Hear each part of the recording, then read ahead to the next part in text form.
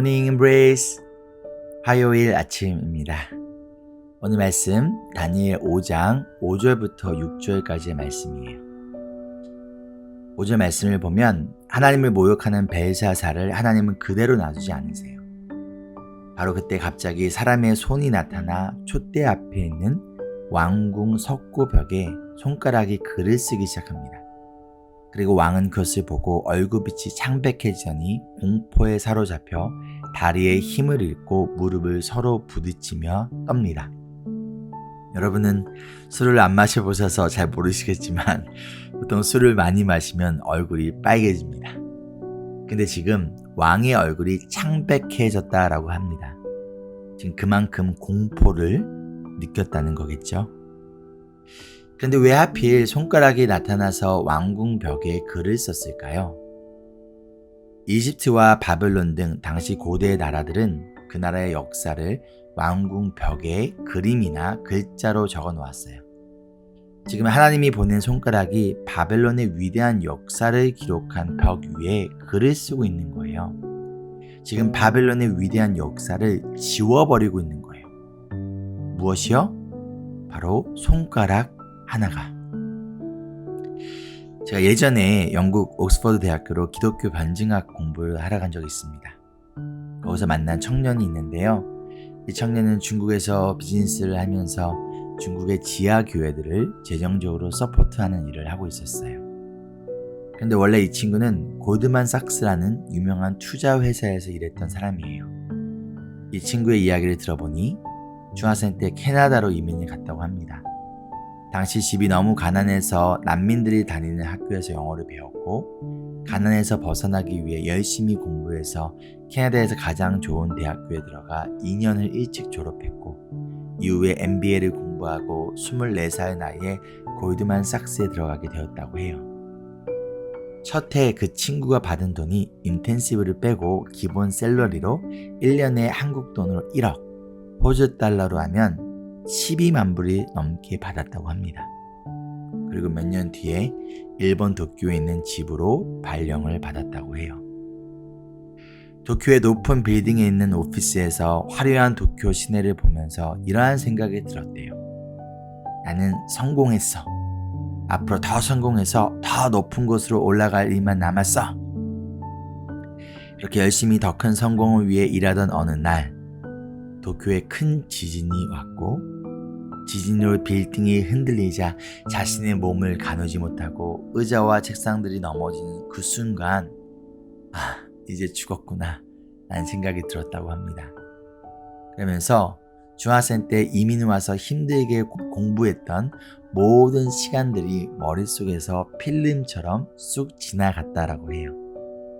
그리고 시간이 흐른 뒤 지진이 멈추고 난 뒤 이러한 생각이 들었다고 합니다. 하나님이 새끼손가락으로 지구를 톡 하고 건드리니 내가 최선을 다해 지금까지 이루어 놓은 모든 것들이 한순간에 사라질 수 있구나. 그렇다면 앞으로 어떻게 그리고 무엇을 위해 살아야 할까? 고민과 기도 끝에 골드만삭스를 떠나 중국에서 비즈니스를 하며 지하교회를 지금 돕고 있다라고 하였습니다.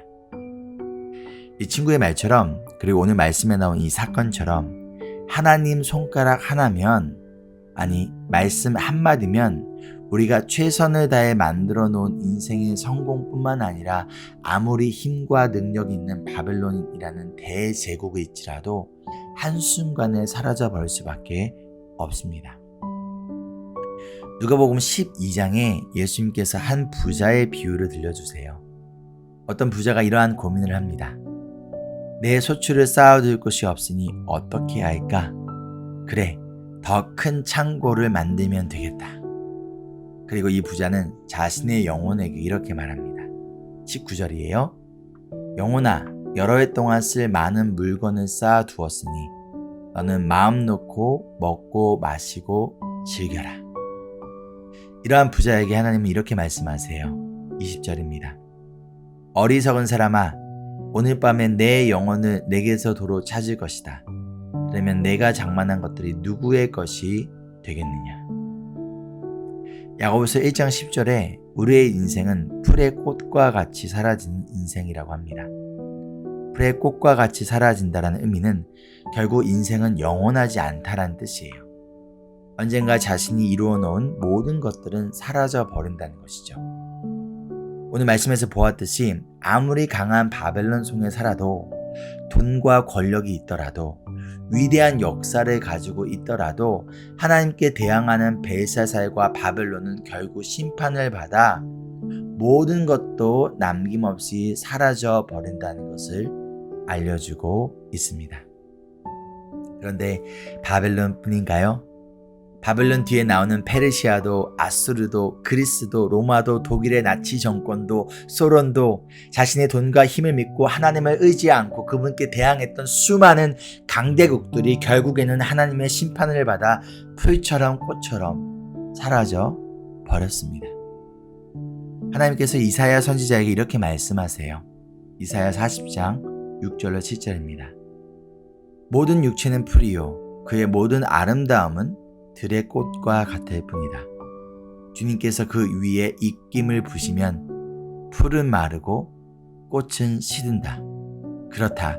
이 백성은 풀에 지나지 않는다. 아멘. 그렇다면 중요한 것은 이것을 깨닫느냐 아니면 여전히 깨닫지 못한 채 살아가느냐. 여러분은 어떠하십니까? 지금 무엇을 위해 열심히 살아가고 계신가요?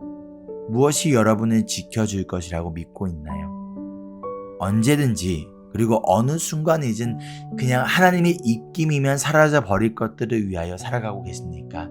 아니면 영원한 것을 위하여 살아가고 계신가요? 무엇에 그리고 어디에 인생의 가치를 두고 있습니까? 하나님의 심판 앞에서 아무런 가치도 의미도 없는 것을 얻기 위하여 목매달고 살아가고 있습니까? 여러분의 영혼을 절대로 만족시킬 수 없는 거짓된 욕망을 여전히 붙들고 계신가요? 잃어버려도 되는, 없어져 버릴 것에 인생의 가치를 두고 오히려 잃어버려서는 안 되는 것을 가볍게 여기는 어리석은 자들이 되지 않기를 간절히 소망합니다. 적용 질문입니다. 첫째, 하나님의 손가락 하나면 우리의 인생뿐만 아니라 강한 힘을 가진 나라도 사라질 수 있습니다. 이 사실을 믿을 때 어떠한 마음과 삶의 변화가 찾아올까요? 둘째, 나는 어디에 인생의 가치를 두고 살아가고 있나요? 2023년 어디에 인생의 가치를 두고 살아가시겠습니까? 함께 기도할까요? 사랑의 주님, 우리가 잠깐 있다 사라지는 안개와 같은 인생 속에서 순간적으로 사라져 버릴 것들에 목숨을 거는 어리석은 인생이 아니라 영원한 것을 바라보고 영원한 것을 위해 살아가는 지혜로운 자들이 되기를 소망합니다. 우리 마음속에 여전히 있는 거짓된 욕망을 제거해 주시고 주님이 주신 참된 소망 가운데 살아갈 수 있도록 우리를 도와 주시옵소서. 우리의 최고의 가치이신 예수님의 이름으로 기도합니다. 아멘. 이어진 15분 기도를 통해서 우리가 영원한 것을 위하여 또 하나님 나라를 위해 살아가는 자들 될 수 있도록 하나님의 지혜를 구하고 주님의 도우심을 구하기를 소망합니다. Embrace Jesus, embrace people.